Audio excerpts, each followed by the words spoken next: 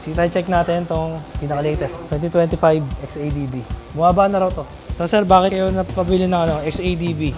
Matesting lang, ganun. Japan version na siya, kaya makikita natin yung side stand. Mas maiksi na yung side stand niya. May discount to, alam ko eh. 2023 na Fireblade. Transalt 750, 598 ang brand new. Naglalaway ako mga katingin. Dapat tingin lang, kaya lang. Hi mga katingin, nandito tayo ngayon sa Honda Big Bikes Caloocan sa 7th Avenue para tumingin ng bagong big bike. Dito sa ground floor, makikita nyo yung mga lower CCs available dito. Dito sa second floor, dito na yung mga Honda Big Bikes nila. Ito na mga katingin, 2025 Honda XADV 750. New for 2025. Actually, version 3 na yan ng XADV 750 version 3 and gamit niya Generation 2 DCT. New and improved DCT operation. Talagang white ang pinaginita natin eh. No? Ito lang yung bago natin labas ngayon. XADV lang bago labas. Ay, yung Rebel palabas pa lang din. Susunod yata nito eh. Sige tayo check natin itong pinaka-latest. Ayos talaga. 2025 XADV. Bumaba na raw to. Oo nga, bumaba nga siya kasi dati tiptoe ako ngayon, medyo nakakatupi na yung daliri ko. So, kahit paano. Alin, sir, ang bumaba rin, yung seat niya o lahat? Yung seat niya, saka yung compartment. Oo nga, parang ano siya, yung Japan version. Parehas ng Japan version. Hindi, yung dati kasi parang Euro. Yun, so bumaba na pala to. Japan version na siya, kaya makikita natin yung side stand. Oh. Mas maiksi na yung side stand niya. Kala ko pinalowered nila. Oo nga, mas bumaba. Siguro yung ano niya, suspension niya mas maiksi. Ganda na ito, all white version, no? Pearl white. So nagbago sa kanya, yung pairings niya pala iba na. Ang ganda, ganda na ito. Naglalaway ako mga katingin. Dapat tingin lang, kaya lang. Hindi pwede sumama sa garahe ito kasi ano pala ito, mga reserve na. Yung mga dumating na 5, puro reserve na. Nag-iba na yung ano niya, nag-iba na yung tsura niya eh. Medyo parang tumulis dito. Pero yung windscreen same lang. Ito, same lang dito. Same lang yung packet. Dito, same lang sa likod. So, halos harap lang. Switches ng cruise control. Yung pag-activate ng cruise control. Sobrang cute ng button, no? Sobrang cute. Ito. Lumit. Oo nga, pares na. Oo, tama. Dati malaki yung, kaya lumit, nag-slim na, pares na. Dati yung drive mode niya, sa drive at saka manual, up and down yun. Ngayon, Ito nasa baba na. Puro kanan na lang po. Sa drive, tapos manual. Puro kaliwa na lang. Dyan lang. Tapos ganun po yung neutral niya. Oo, left and right na lang. Parang hindi nakakalito. Dati kasi, nakakalito eh. No? Ayun. Tapos yung cruise control niyan dito. Ito yung maganda dyan. Yan yung inaabangan ko talaga yung cruise control. Tsaka may temperature na rin siya sa ano. Kaya lang sa labas nga lang talaga. Pero yung water temp, wala pa rin. Engine temp. Meron sa sa settings po. Riding modes, meron pa. Meron na. Po, ito na rin po. Kaya lang medyo naiba na sir. Dati makikita natin yung engine power niya, di ba? Ngayon di mo na alam. Hindi na makikita.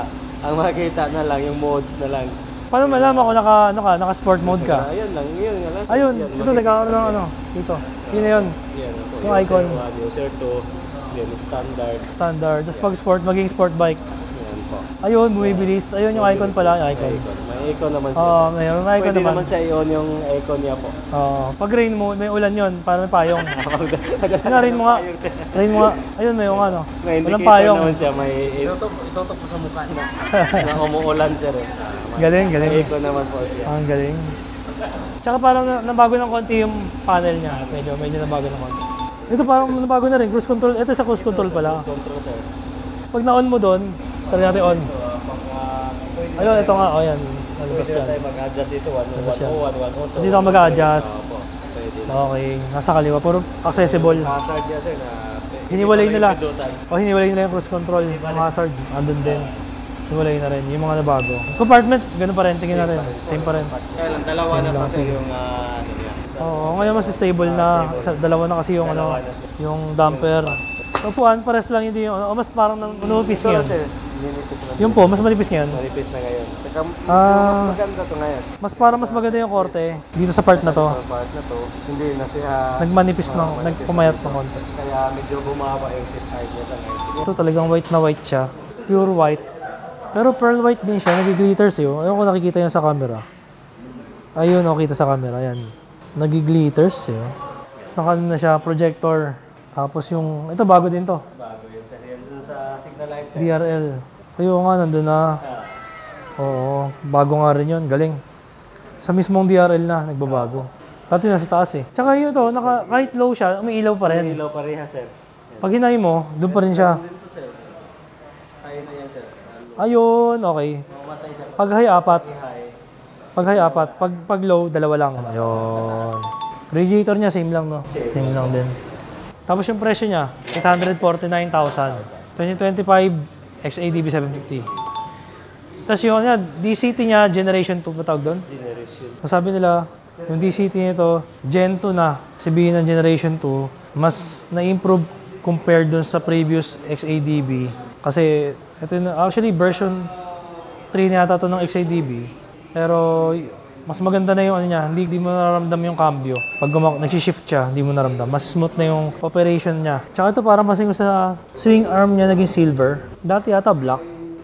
Ngayon silver. Yan. Naging silver na. Pero ito pa rin, dual clutch transmission. Sa black, ganun din, silver na rin yung swing arm. So, ito nagbago to, silver na siya. Yung DCT daw ngayon, mas maganda na, na-improve na. Oo, siyempre. Detail Yung by detail. hindi na kumakambyo. Yung dati kasi, minsan nagkambyo-kambyo, di ba? Naghahanap. Perfect naman na nila. So, kasama natin dito si Sir Chris and si Sir Dennis. So, sir, bakit kayo napabili ng XADB? Matesting lang, long ride, ganun, para makapagpasyal. Testing lang ah. So, nung nabalitaan mo, sir, nagpa-reserve ka kagad? Yes, nagpa-reserve agad ako. So, may reservation fee dito wala para pumila? Parang wala naman po akong reserve. Basta nagpalista lang ako sa So, anong big bike mo ngayon, sir? ADB lang talaga, 160. Sa first big bike mo, XADB kagad? Hindi naman, meron akong dating big bike dati rin. Parang KTM 390. Mag-enjoy ka na, sir. Congrats. Ando pa sa loob, no? Yung ano mo. Ay, ito pala. Ito na pala. Ngayon ba release? Hindi, Monday po. Sa Monday pa, chinek mo lang. Shoutouts dyan sa mga nag-airsoft dyan. Chris Toy Parts. Chris Toy Yan, Parts. Chris Yan, Toy shoutout. Parts. Susano Road, Nabaliches. Ayun. Congrats, sir. Congrats. Sir Dennis, anong i-release mo? Planning is CB650 Clutch? E-clutch. Ayun, ganda yun. So, ayun. Ang dami nang naka-reserve dito. Tingnan natin yun. Ito, may nagkumuha na rin. So, 5 units dumating. Puro mga sold out na. Puro may mga may-ari na. Yun, sound check. Lakas pala ng tunog ah. May kumuha na rin ng black. May mag-release today.